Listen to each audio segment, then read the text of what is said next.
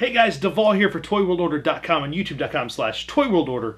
It's come to that time of year again. We've had yet another Kane County Doll and Toy Show. There's always one in April and always one in October. So we had the one in April early this year, and now we're at October, and another season of toy buying is over for the Kane County Toy Show. But I found some awesome stuff at this year's Kane County Doll and Toy Show. Well, the second one this year. And some really cool Grail pieces that I personally had wanted for a while. Not the Ghostbusters Command Center playset. That's not here. I do have a lead on one, though. I do have some cool stuff, though. But first off, our buddy Buzz, who runs Hive of Villainy at HiveToys.com, usually always sets up at King County. He's got a booth there. We always run into him there and at the Columbus Toy Show and such. And Buzz, I took some stuff to Buzz that he needed to complete a Masters Universe Classic, or not a Classics, but 2000X figure. And Buzz gave me, gave me some trade-in stuff, but he gave me this awesome Hive of Villainy shirt for HiveToys.com. Very cool shirt. I will be not going to put it on over my other shirt right now, but I will be sporting that shirt because Buzz is awesome. Make sure you check out HiveToys.com. Check it out down below. It's a great site. He's got some amazing stuff. Buzz always has got good stuff.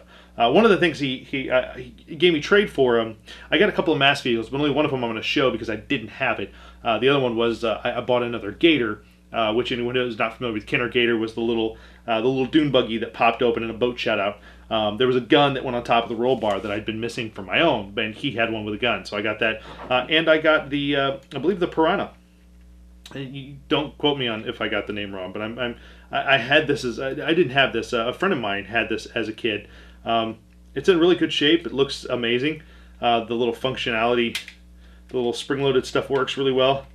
It's got a little chip down at the back here, but I've got another one of these little sleds that I'll probably just trade out because mine doesn't have a chip on it. But came with the M.A.S.K driver there with his mask, so that was pretty cool. Another M.A.S.K vehicle to kind of go along with my collection because I seem to be getting a lot of M.A.S.K stuff for a guy that wasn't going to collect M.A.S.K stuff. Thanks, Brent Scarano. Thanks a lot, punk. But an awesome toy line and very cool, a cool Kenner toy line. That was one of the things, and I just wanted to show it off because Buzz. But on Saturday before the show, we went into Chicago and went to a little shop called Toy Dejour. You can check them out. Check out their Facebook on. Check out Toy Dejour on there. They've got a lot of good stuff. They're a really great store, and I apologize if I'm kind of stumbling tonight. It's been a long day. But they've got some really cool stuff, and I found some neat stuff in Toy Dejour that I picked up that I thought was really cool. One of them being I bought another Wildcats figure. I bought Void. She's silvery and Sassy, and she's got this really cool her Wildcat stand so she can float, which is kind of neat. So I bought Void, who's pretty cool. Another really bad action figure to add to my really bad action figure line collections. Bought this really cool thing. This was a Whitman item. More than likely, it was a rack toy. It might not have been, but it kind of looks like that kind of thing. But it probably was along with the rack toys, and rack toys were the items that you saw in the the 60s, 70s, and 80s, going out of a going out of a supermarket or store. And at the register lanes, they'd have toys, and those were the rack toys, basically. But they were usually those weird little license items like zap guns with a sticker on them that said like Voltron and stuff like that. But Whitman, who did puzzles and board games, did a line of things called Crazy Ikes, and they were these little posable Bendham figures. They had suction cups for feet and hands, and they just connected. But they did a Flintstones version, and Crazy Ikes. I found this at Toy Dejour. Mint on card, and it was a really good price. But as you can see, he's got the little body there, but he's also got an extra body, an extra suction cup feet and extensions, and extra arms, or extra legs, extensions, and arms there. So kind of cool. It just all plugs together basically with ball joints. So kind of cool. I won't be opening this though because it's kind of neat. It's licensed Hanna-Barbera for Flintstones. The bubble's kind of poking up a little bit in places, but it's going to go into the display case and it's going to look really cool. So. And then the last thing I picked up at Toy Dejour was this very Mattel in the 80s did this really weird line of toys called Real Men, and they were little finger puppets. Basically, they had a little glove like sectars. Anyone's familiar with sectars knows. They had a little glove, and usually your index and ring finger became the legs or became the hands for the boxer and stuff. But they did a bunch of Real Men, and then they did the Real Men cheerleader. She's awesome. This was sealed in there. I opened it because I had some of these as a kid with the Real Men stuff. I had the Boxer, and I always thought it was a really neat line, and it's just one of those really odd things that they only made 2, 3, 4, 5, 6, 7 figures altogether for the line, and then that was pretty much it. They didn't go very far, but our little cheerleader, I had already put her little pom poms in her hand, and of course she's got her little hairs all styled. And her head's posable. Her arms are basically they're wire. They've got wire in them so you can bend them. But you would put your fingers into the little glove like so. So here we go. We've got cheerleaders. Oops, I took her pom pom off. That's all right. So we've got our little cheerleader here. She came with a couple pairs of shoes. So she came with a little pair of booties, which plastic degradation on these suckers is bad because they're degrading really bad. But see, you could yeah. She also came with a pair, which they're not nearly as bad. They're not sticky at all, but a pair of roller skates that actually have little rollers on them, so she could roller skate around. Wee, rah, sister, rah. Real Men was an awesome line, and this was something that Dave Draper clapped at when I bought, and he was like, I'm pretty excited for you because that is a Devall toy line if I've ever seen one, and it is very much a toy line that was very much in the back of my head that I was like, I really want some of those. So Real Men cheerleader is pretty awesome. Kane County was Sunday after Toy Dejour, and I found a bunch of awesome stuff at King County. One of them being the Real Ghostbusters Slimer from '89. This was the more cartoony version that was released. He had a little proton pack, but the guy didn't have his pack. But I just wanted the Slimer because I always thought the Slimer was cool. And he has a little action feature. When he presses his left arm in, his eyes pop out and his mouth opens. I thought it was cool. He's got the little the Ghostbuster logo on his arm there. He was supposed to be.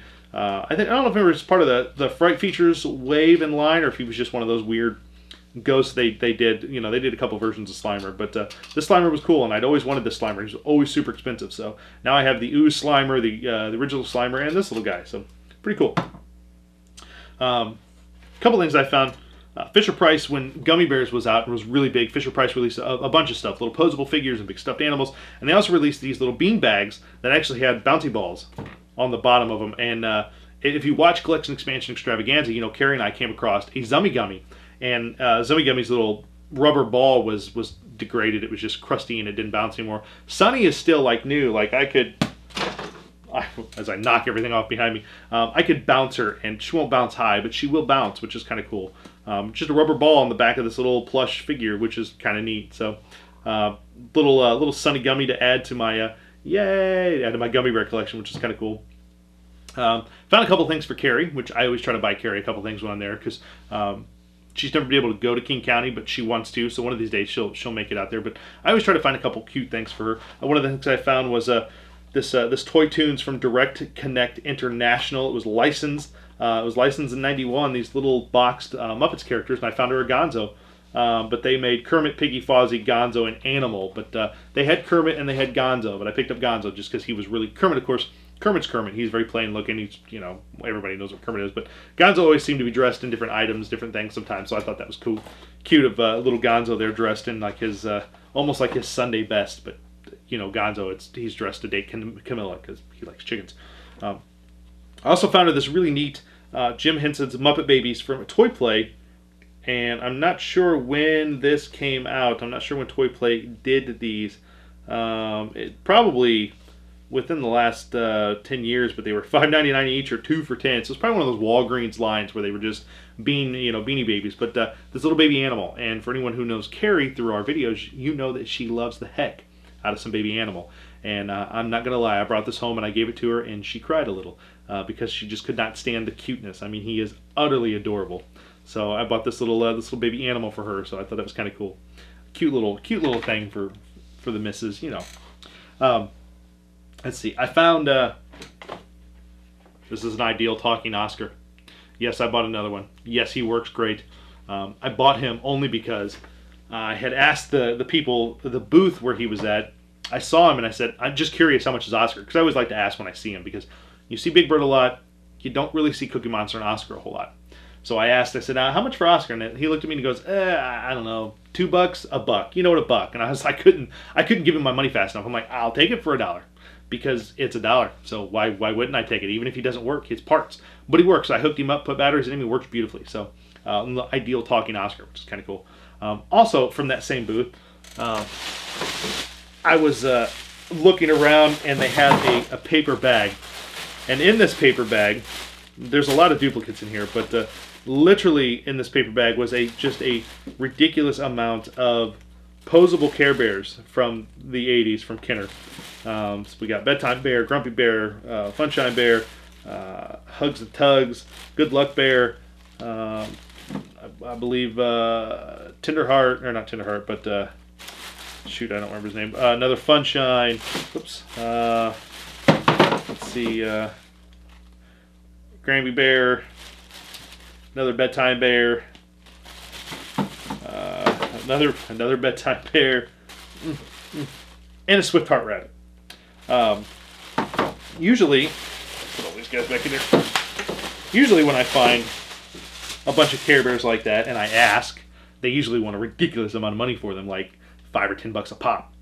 So I asked them, I said, how much for the bag of Care Bears? And his wife looked at me and went, I don't know, $5. And I went, oh, okay, sure. Even though I have a bunch of them, absolutely. There's also a little cup in there for, I can't think of the villain's name. I like the Cold Miser kind of, but he used very, very early on and then never really again showed up. But he came with a little ice cup, and that was in there. So I was able to complete my my cold guy, which was kind of cool. My buddy Josh Flood came through. Oops. Oh, stay up there. Oh, stand up. I'm going to lay him down. My buddy Josh Flood picked this up a while back from, this was the NECA 2015 San Diego Comic-Con exclusive, but it's the Rambo figure that they did, but on a card back and with a trading card in there to represent the very cool vintage Coleco line of Rambo toys. So I really wanted this. It's even got the Force of Freedom logo on the back, which is kind of cool.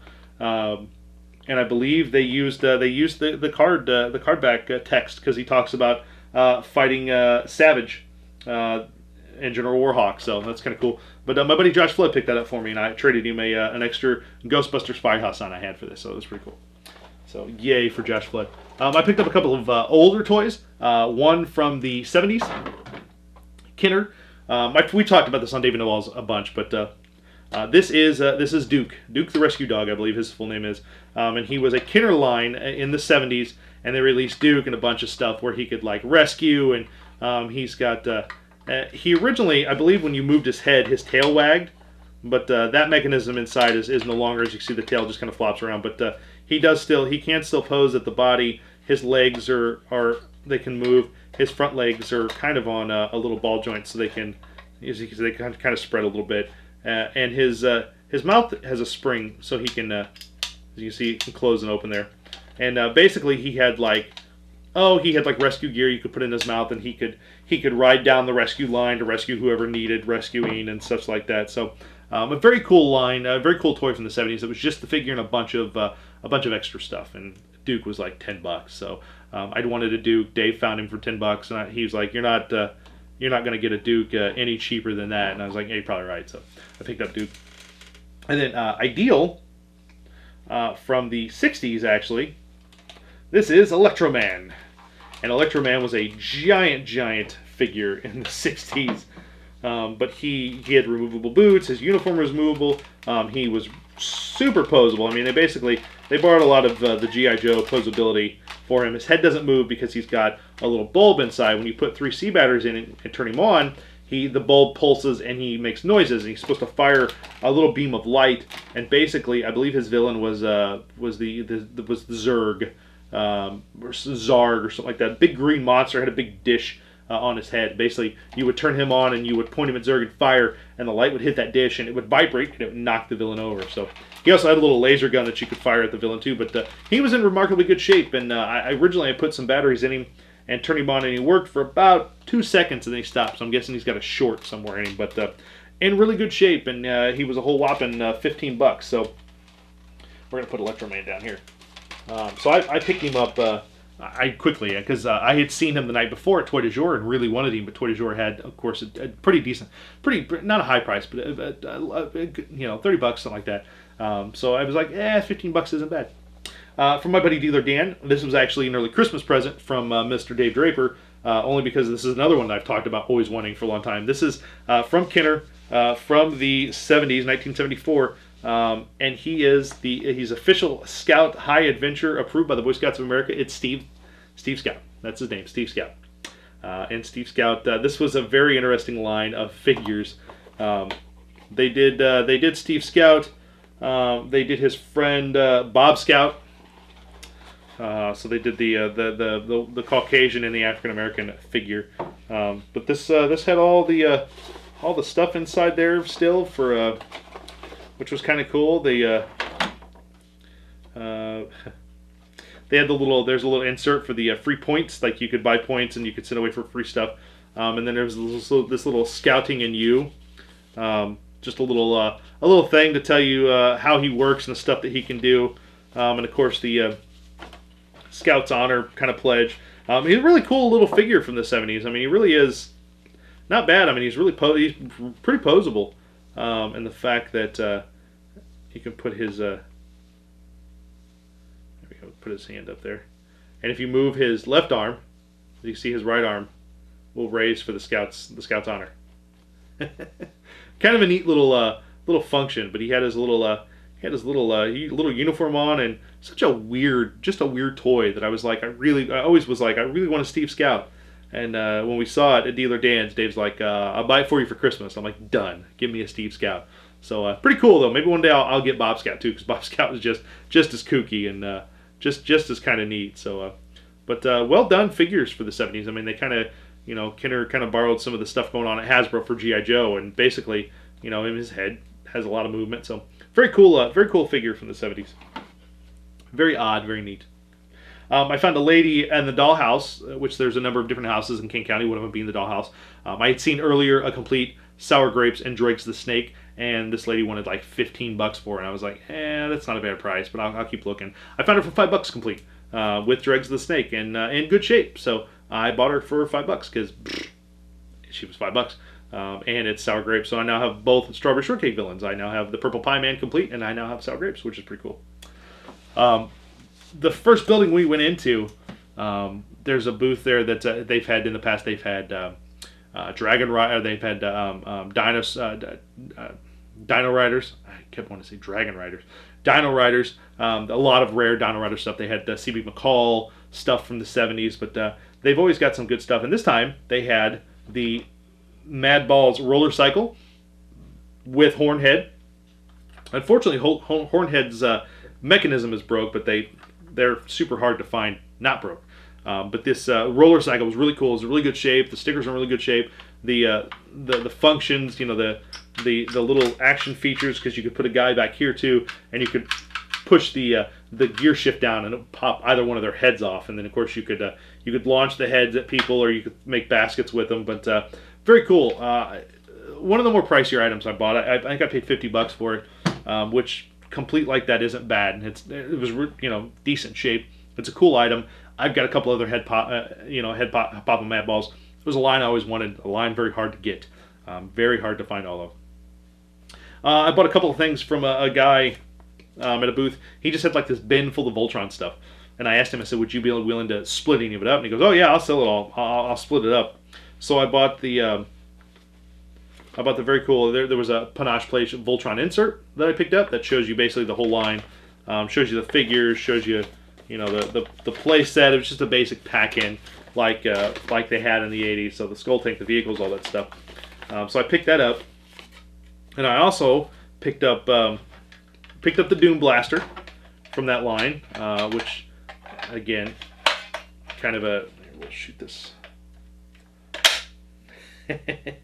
And a disc. I found one of the discs, although I don't think this is the disc that came with the Doom Blaster, but I picked it up anyways because it does have Voltron on it and it fits the Doom Blaster. But picked up the Doom Blaster, which is kind of a hard item to find, and I picked up while it's missing the battery compartment, I picked up the Zarkon Zapper, which was basically Prince Lotar's command module like he would fly around in. But you put a 9-volt battery, which I don't have a 9-volt battery over here anymore. You put a 9-volt battery. Oh yeah, if you put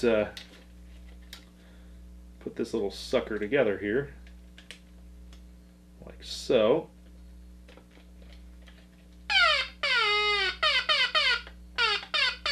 And the light lights up on it, so it still works, which is cool. Just missing the battery compartment. But put that back over there. I am now just a couple pieces shy of completing the Panache Place Voltron. I think I need a few more weapons for the Lions, and I think I need Lance and a few helmets. So I'm really close to finishing that line, and I had a chance to buy Lance at the show, and I didn't, just because I was looking for other things. And the piece de la resistance of this whole show, saw a lot of cool stuff, but there was a booth there that they had bought out a collection from Lady in Texas, and it was just, there was so much stuff. I mean, they had so much amazing stuff. Rare Silverhawks, loose, like multiples, tons of loose rare Thundercats, like complete runs of Thundercats, the vehicles, everything, superpowers, you name it from the 80s. This lady bought it in multiples and just opened it and stored it. And it was just amazing shape. And one of the things they had a couple, they had sold one before, but they had 2 left of the Police Academy mail-away Captain Harris. And one of them was missing a baton and his binoculars. The strap was broken, the other one was complete. And I managed to work out a deal for the complete one, and I now own a mail-away Captain Harris with his baton, his little eye-bulging binoculars. His hat comes off to show his bald head, and the fact that they glued it to somebody tried to glue the hat to his head and it ripped all his hair off. So I am now 100% complete on every U.S. released piece for figure-wise for Police Academy, vehicles, playset, characters, all of it. I am done. This finishes it. So that was a big breath of big sigh of relief when I finished that. And I was just like, it's done. Now to move on to something else, like Steve Scout, because it's Steve Scout. Yeah. But there you go, guys. There's a look at my Kane County haul. Not a terrible. Usually, my Kane County hauls are a little bit more beefier. I usually end up with a lot of stuff. This time I didn't, only because there were some high dollar items. The 2 zappers, the Mad Balls, Roller Cycle, Captain Harris. There was some little bit a little bit more money being spent on just one item instead of multiple items. So there you go, guys. Make sure you check out, if you haven't already, go check out Adas Barron and Dave Draper's haul video, because they found some amazing stuff themselves. Make sure you check that out. And check us out. Go to youtube.com. If you're not already there, go to youtube.com/ToyWorldOrder. Hit subscribe. Like all of our videos. Mash the like button, as the puppet likes to say. Mouthful. My horrible puppet impression. But check it all out. Check out what we got to offer there. Check out the podcast on ToyWorldOrder.com. David Devall's Toys and Collectibles, Married to the Collection. Check them out. Both great podcasts, if I do say so myself. Only because I co-host both of them. But and gang, until we come back next time, until then, remember, keep digging, because you never quite know what you're going to find. Take care, guys. Oh, almost lost his hat. That wouldn't be good.